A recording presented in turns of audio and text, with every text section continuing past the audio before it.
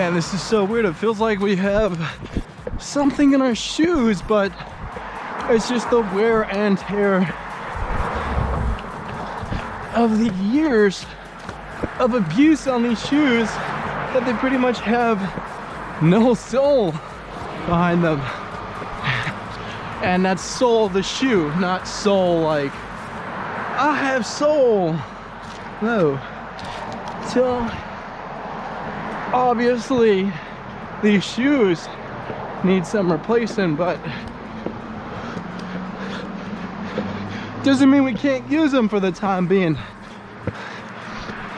Because I'm sure there's kids out there going out for longer runs than me with crappier shoes and crappier equipment. And I don't think they're complaining. So, being in the position that I'm at, having these opportunities given to me, why should I complain? Who am I to sit, and judge myself and my conditions, and consider them inadequate and, not worthy? Because that's quite dumb. So that's not the right thing to do. Especially, given people that have less. And that's not to say that there's people out there with more, that have access to the best running shoes, the best places, the best coaches, and that's not there to make me feel bad about that or worse. To say like, man, I'm disadvantaged. And yes, when you compare yourself to other people, you can say yes, but you don't worry about that. Those people are fortunate to have what they have. And if you're hating on them for that or looking down upon them for that, what are you, essentially? You're a hater. You're jealous of what they have. And that's pretty low-level thinking, if you think about it. So don't, let your mind be encompassed by that. Just worry about what you got, not what the guy next to you has. Because I'll tell you, he's not worried about you. He's not worried about what you have. He's too busy working on himself and using the things that he's got. So you can even say that when you think like that, you have this super ego, that you come from this narcissistic place of it's all about me. I'm supposed to have the greatest stuff and they're not. I'm super important. I'm the most important person out there. And you might not be directly saying this, but that behavior implies that sort of thinking. Why would you want to partake in that? Why would you want to do that? So, come from a place of humility and humbleness, right? I hope that's the word, humbleness, right? Yeah, your ability to be humble. So, or state of being humble. So with that, appreciate what you have. Because guess what? Those kids that are below you, they kill for what you have. They kill for the opportunity. Just simply, do what you're doing. To go out and run. And as sad as that may be, a lot of people don't have access to that. They can't simply walk out of their house and go for a run or go exercise. And just realizing that will make you appreciate what you have even more, as little as it may seem, because being exposed to it so much and having it around you all day long, it'll easily make you forget what you have, the things that are offered to you. So, don't neglect that. Don't neglect what you've got. And there's a song by J. Cole that comes to mind when I'm thinking about this, and it's called Love Yours. And it was J. Cole, someone you might argue has seemingly everything. For some, that might not even be enough. And one concept that he talks about when he was doing it live, talking about what this song means to him, everything, the whole backstory, is that you know, it doesn't matter what you got, what car you got, because there's always gonna be someone out there with better. There's always gonna, you know, you can buy a Ferrari, a Bugatti, but there's still gonna be someone out there with a nicer Ferrari or Bugatti or house or whatever. So what you can control, you know, is not what other people have, but only what you have and the feelings that you have associated with that. Whether or not you love your Ferrari or Bugatti, your house. So with that, love yours.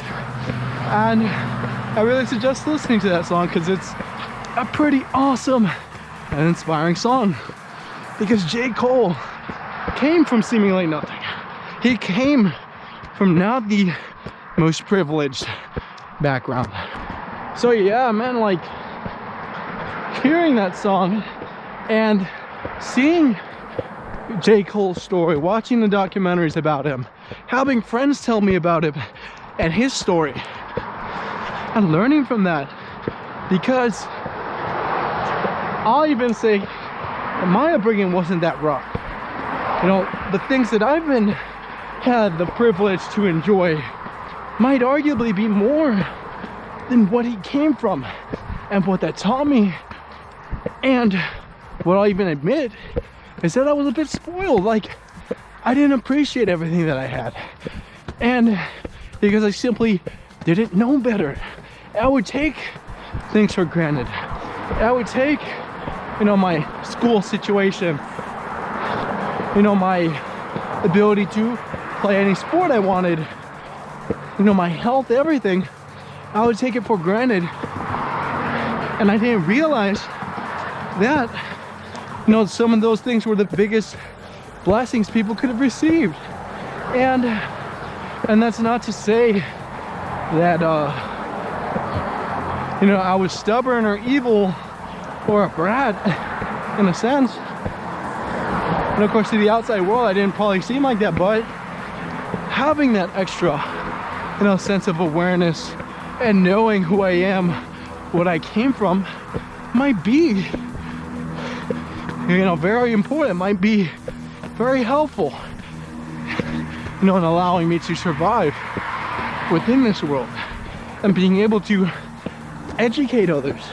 Because those people that you encountered, some of them come from great places, rich families, any, you know, beautiful houses, any car they wanted at 16, and you name it.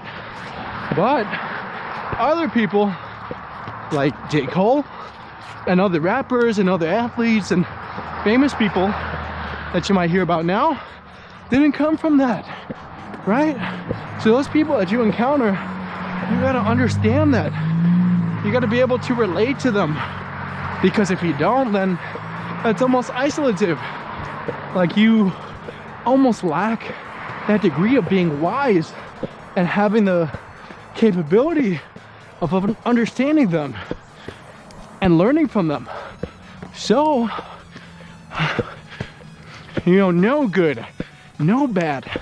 And that's not to say that you should always surround yourself, you know, with those negative or lesser achieving environments.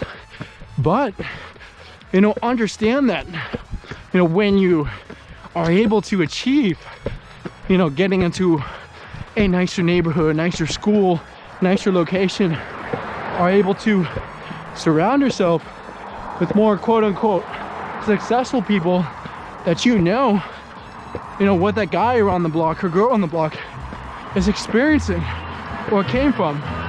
So with that, you know, do that and see.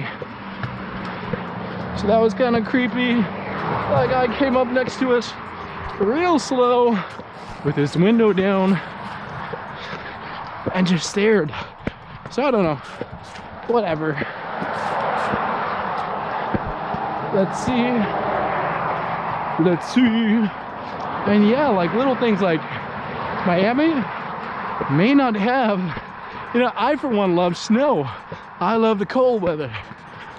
And I love throwing on 3 jackets and throwing snowballs at people and seeing that, right? But guess what? I'm in Miami.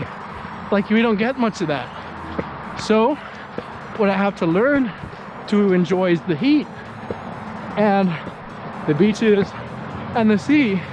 And while you may argue that people from up north will be looking at it like, of course, how are you not going to enjoy that?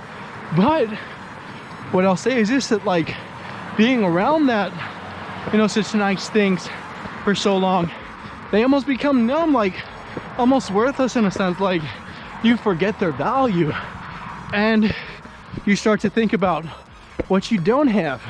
And here in Miami, as nice as it may be, we don't have nice cold weather. We don't have snow.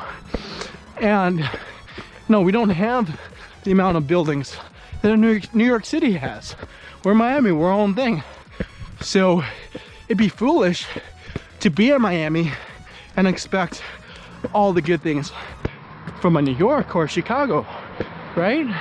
And that's not to say that like New York and Chicago has their own downfalls that Miami's able to overcome. But if you're in those locations,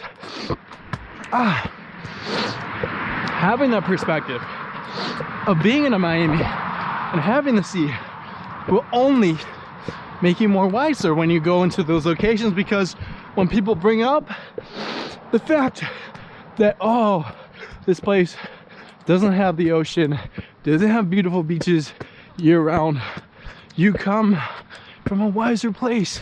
Like you understand that because you've been in that situation. You've been in a place where you can simply go to the beach whenever you wanted to and do, you know, whatever beach thing you wanted to do. And you'll come to realize that that's not everything.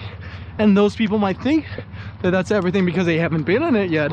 Might seem new and foreign and exotic, right? But you know what it's like, and you have, you know, that sense of being wise in that perspective in particular, and you're able to educate them whether or not they want to take that information or not from you. At least for you, you know better. So why not do that?